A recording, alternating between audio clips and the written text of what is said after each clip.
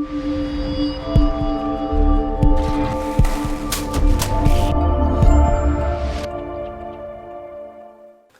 and welcome to Brian's Got Game. I'm Brian, and today I've got a game called The Menace Among Us. The Menace Among Us is a 4 to 8 player social deduction game by Jeff Gum and published by Smirk Dagger Games. In this game, players are the crew members on a broken down spaceship. Depending on the player count, either one or two of you is a menace and is trying to sabotage your efforts to repair the ship. If the group restores energy to the engines, the good side wins, but if the ship runs out of oxygen, the menace side wins. On a player's turn, they can either perform an above-deck action, which is obvious to everyone, or they can play a below-deck action, which is a card that can be used for good or nefarious purposes. Once everyone is played, all the played cards are shuffled and then resolved to avoid revealing any player's true intent. At the end of the round, anyone can call for a vote to exile a player. This helps if they are a menace. However, if you are incorrect, there's a stiff penalty, usually losing precious oxygen.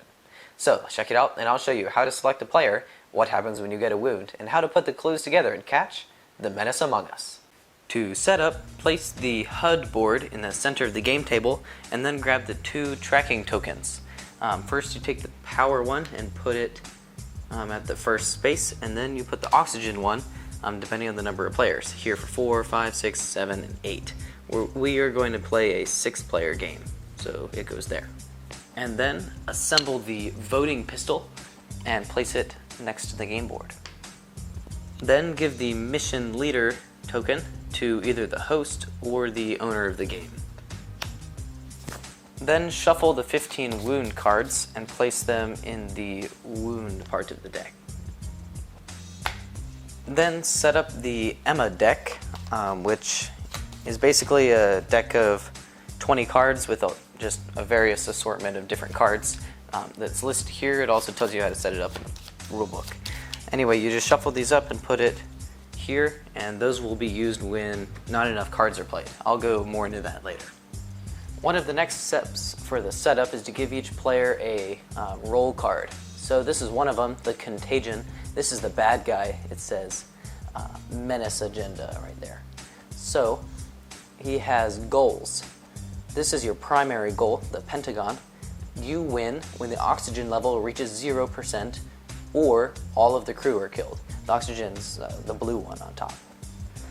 The star is your secondary goal. The Contagion has no individual goal.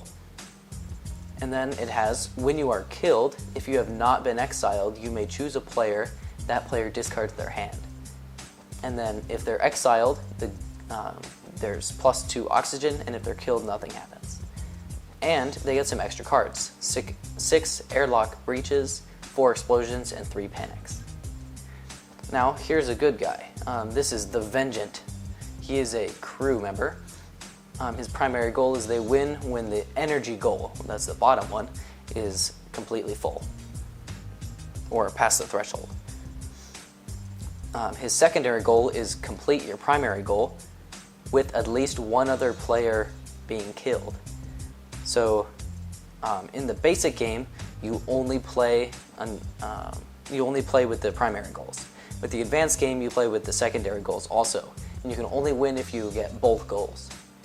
And this player, when they're killed, you may choose another player. That player receives a wound, and if they're exiled, this player, it says penalty, so that means they lose 3 oxygen. Or if they're killed, it's -2. And they get some other cards also. So there's a bunch of these, and there's some suggested ones, and each has their own extra cards that are added. So you shuffle those together, and each player gets 1 roll. So then we're playing a 6-player game, so we have 6 agendas, and there are 2 menaces.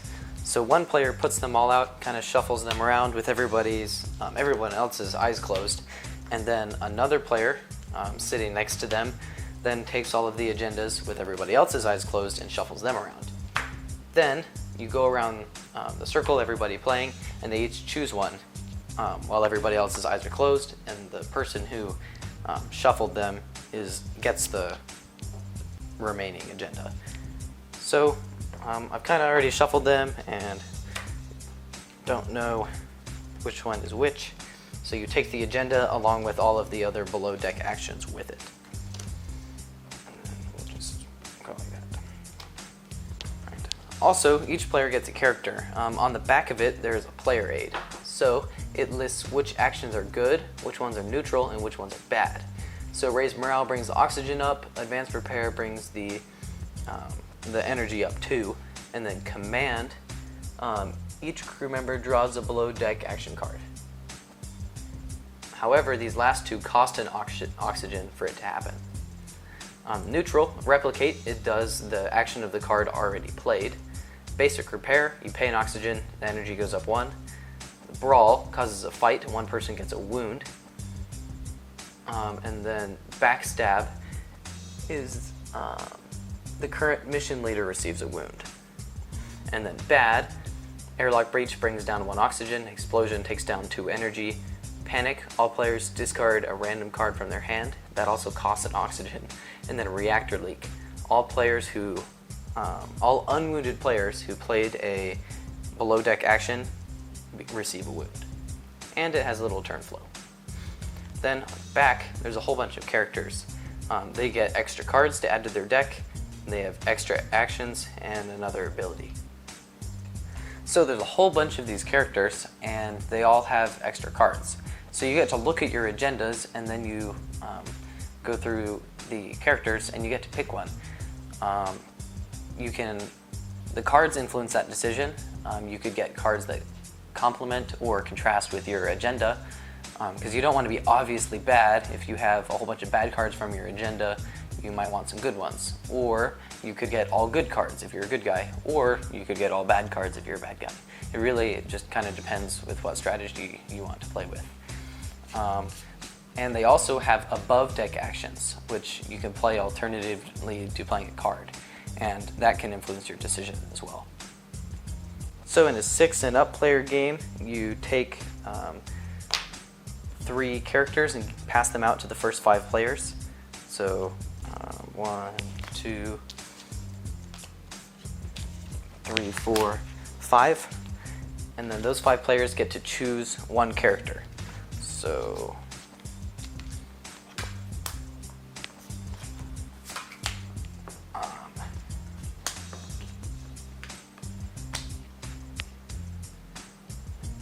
so let's say all those players picked those characters, and then all of the ones that they didn't choose are gathered up and given to the remaining players, 7 and 8, there would be more than 1, dealt out evenly, and then the last player chooses from all of these.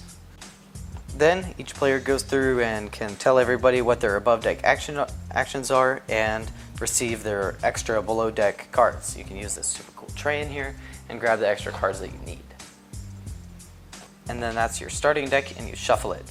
You should probably remove your agenda and set that aside. I'm going to slip underneath each character to save space. And then you draw 3 cards as your starting hand. You are now ready to begin. So now the game is pretty simple. Starting with the mission leader, you can take one of 3 actions. You can draw a below deck action into your hand.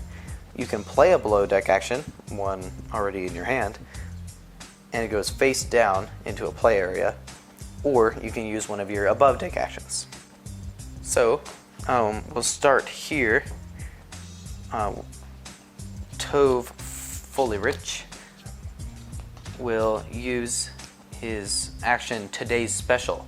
He takes a below deck action card from my hand and put it into another crew member's hand. So I'm going to put it into this guy's hand. And then, since I did that, I get to draw 2 below deck action cards. Now, however, because I played that, I have to bring down the oxygen 1. So that was my action.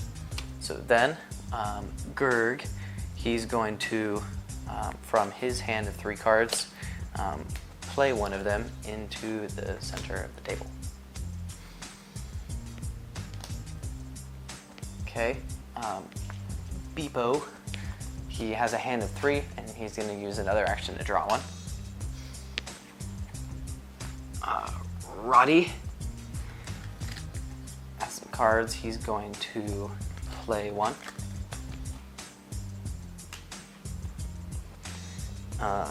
Malumil This is going to get really hard if the names start getting harder. He's going to play a card, and then Martella is going to just draw an extra card. So, actually no, I'm going to play one card. There.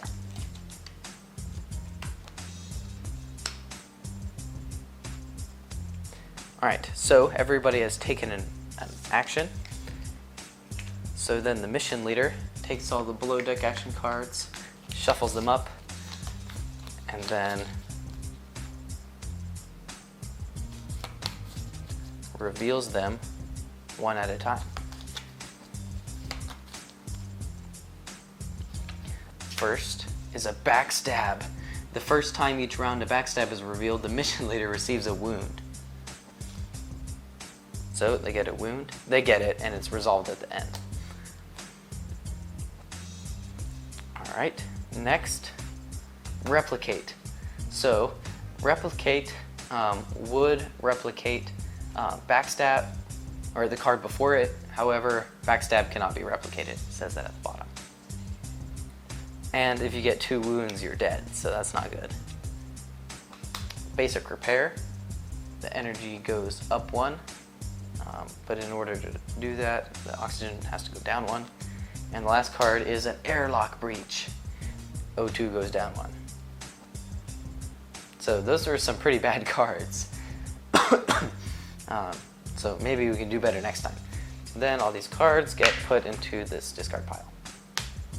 So then there's an option for an accusation phase. Anybody can grab the gun, and if they do, everybody, like on the count of 3, points at someone who they think is a traitor or a bad guy. And then if any one player has more votes than anyone else, then they are exiled. And they have to flip over their roll, and suffer the penalty, and anything else on their card is resolved. Nobody's going to do that in this first round. However, 2 of those 4 cards were pretty bad, and there's only 2 menaces, so it's likely that out of those 4 players, 2 of them were bad. So that's the end of the round, but first we're going to read this wound. So, wounds apply rules that usually only apply to the player who has the wound, but they're always bad. So this one is broken limbs. As long as you have this wound, you may not play below deck action cards unless another player has already played one this round. So that means you can't play a card unless someone else has already played one. Then the mission leader token passes to the next player, and a new round begins. So that's basically the whole game. You continue playing rounds, playing cards, above deck actions, until either the oxygen goes all the way down, or the power is all the way up. However, if all of the menaces are dead, there are no living menaces, then you only have to reach this safety zone in order for the crew members to win. There are a couple more rules. One of them is that the energy can only go up 5 slots in one round. So if additional energy boosters after 5 are played, the energy doesn't go up, but the oxygen still goes down. And the last thing is, if in a round, we're playing a 6-player game, so if less than half of the players played cards, then you add cards from the Emma deck. So if 2 or less cards, since this is a 6-player game, are played, then you add the amount needed from Emma to make it equal to half the players. So let's say only this player played a card, then you'd add 2 cards from the Emma deck. If only one player played a card, to be obvious if they know which card they played. So then you add 2 in, and then you still shuffle them up and then reveal, hey, and then you'd fulfill that. So it goes up 1 and then down 2 from those, and then the power goes up 3.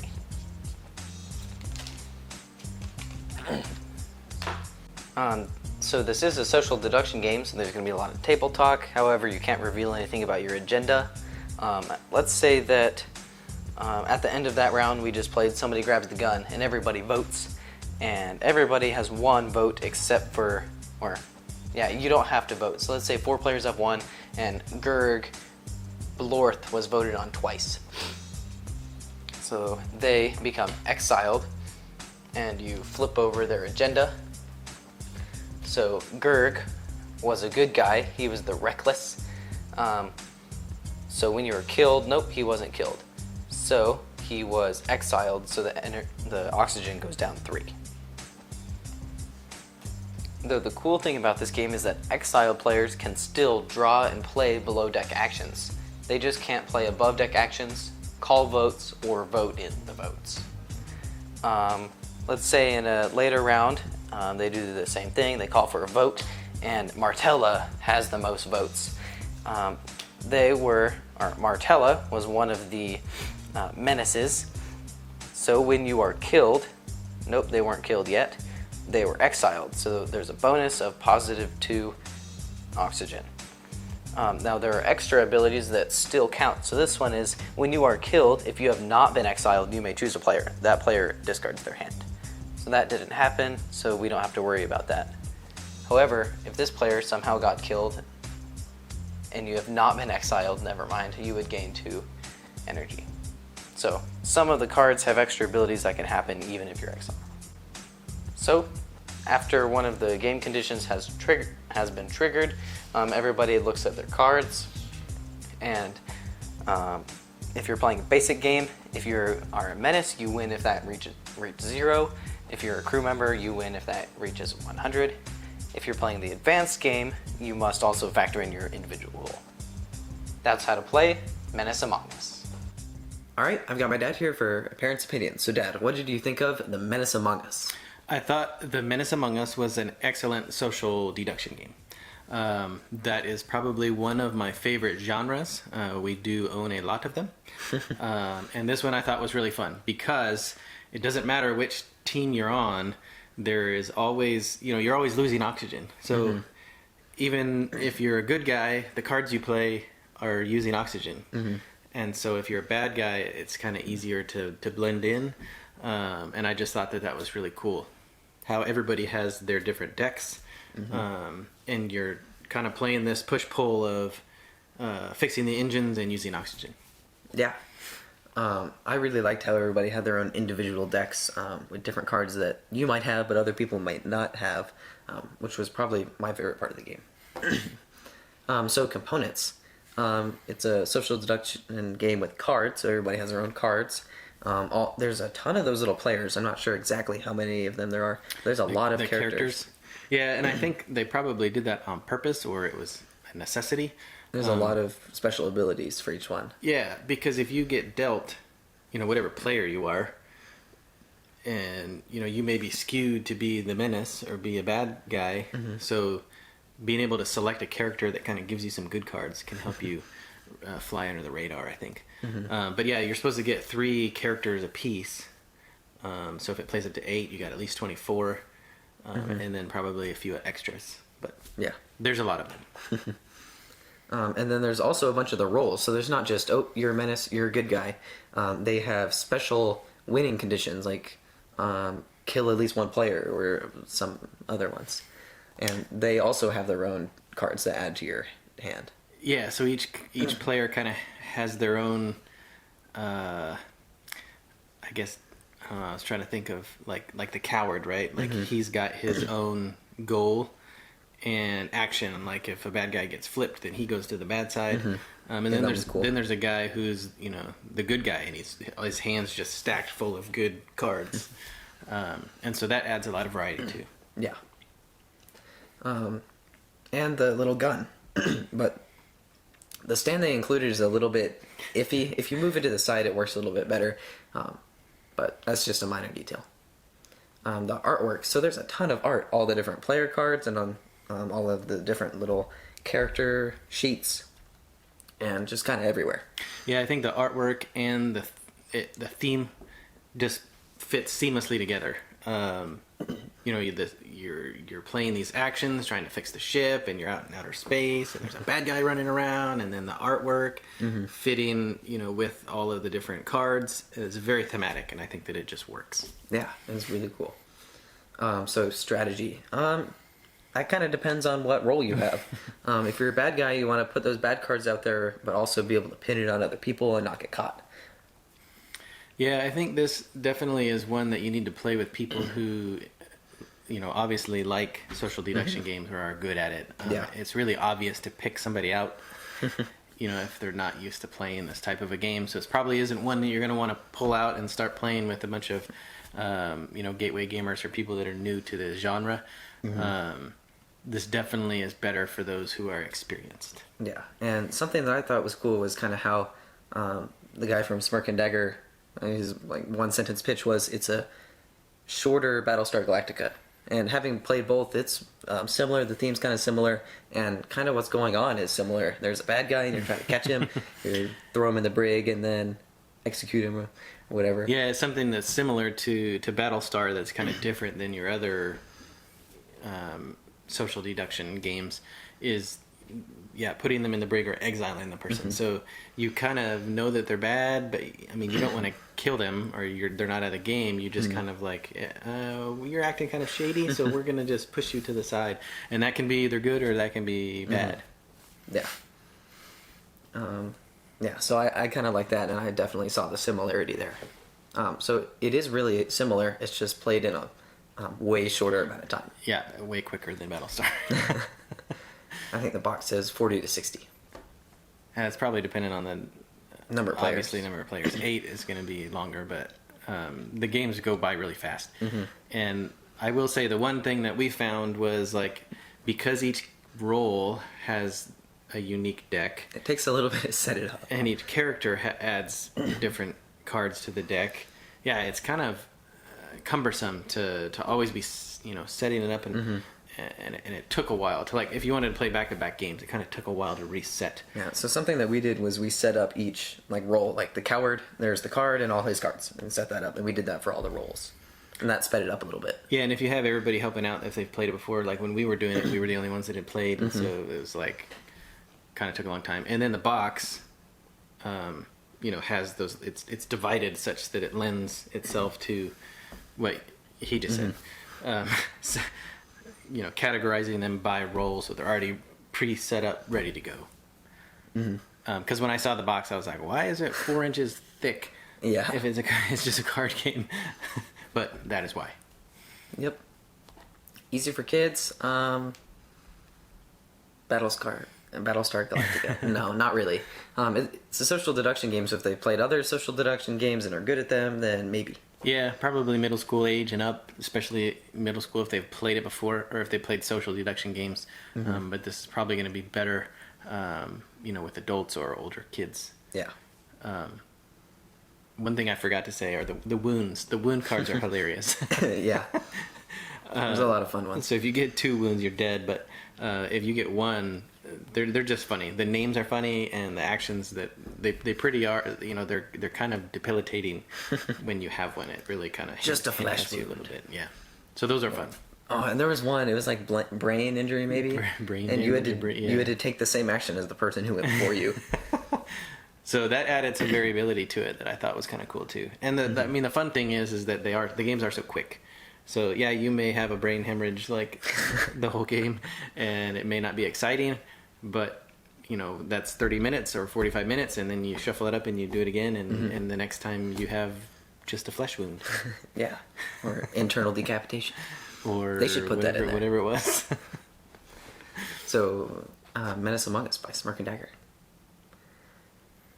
Thank you for watching. Brian's Got Game. Please like us on our Facebook page. Send us a tweet at Brian's Got Game. Visit our webpage, briansgotgame.com. Subscribe to our YouTube channel. I'm Brian, and this is my dad, and I'll see you next time.